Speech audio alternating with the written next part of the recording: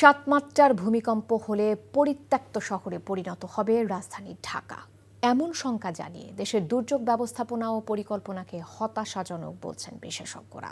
ঢাকার সেগুনবাগিচায় আয়োজিত এক সেমিনারে তারা আরও বলেন, আবাসন ব্যবসায়ীদের সুবিধা দিতে গিয়ে ঢাকাকে মৃত্যুকূপের দিকে নিয়ে যাচ্ছে সরকারগুলো। নাজিবুর রহমানের রিপোর্ট।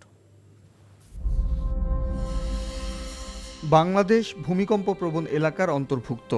সাম্প্রতিক সময়ে ভয়াবহ ভূমিকম্পের কবলে না পড়লেও ভবিষ্যতে যে কোনো বড় বিপর্যয়ে পড়তে পারে দেশের কয়েক লাখ মানুষ। এমন প্রাকৃতিক দুর্যোগে জীবন ও সম্পদ রক্ষায় করণীয় শীর্ষক সেমিনারের আয়োজন করা হয়। এতে অংশ নেন দেশ বিদেশের ভূতত্ত্ববিদ, নগর পরিকল্পনাবিদ ও পরিবেশবাদী সংগঠনের নেতারা। রাজধানীর নগরায়ণ পরিকল্পনার ঘাটতি তুলে ধরে বিশেষজ্ঞরা বলেন, শহরে ভবনের উচ্চতা বাড়ানোর মাধ্যমে ব্যবসায়ীদের স্বার্থ রক্ষা করছে সরকার, যা ভবিষ্যতে ভয়াবহ পরিণতি ডেকে আনবে। এই যে ডেভেলপার যারা আছে, সেই ডেভেলপারদের কি তাদের মন্ত্রণায়, কুমন্ত্রণায় যদি শব্দটা বলা হয়, কুমন্ত্রণায় রাষ্ট্র এটা করেছে। রাষ্ট্র কি এটা বোঝে না?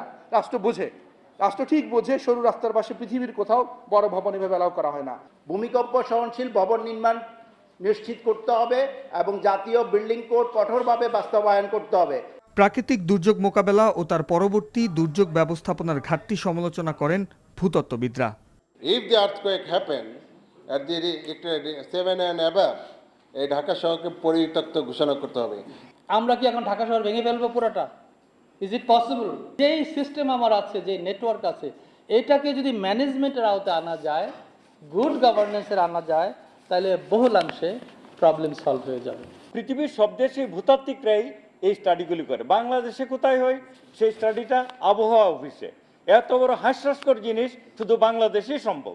সুশাসন ও আইনের প্রয়োগের পাশাপাশি দুর্যোগ ব্যবস্থাপনায় আধুনিকায়ন যে কোনো প্রাকৃতিক দুর্যোগে ক্ষয়ক্ষতির পরিমাণ কমিয়ে আনতে সহায়ক ভূমিকা পালন করবে বলেও মত দেন বিশেষজ্ঞরা।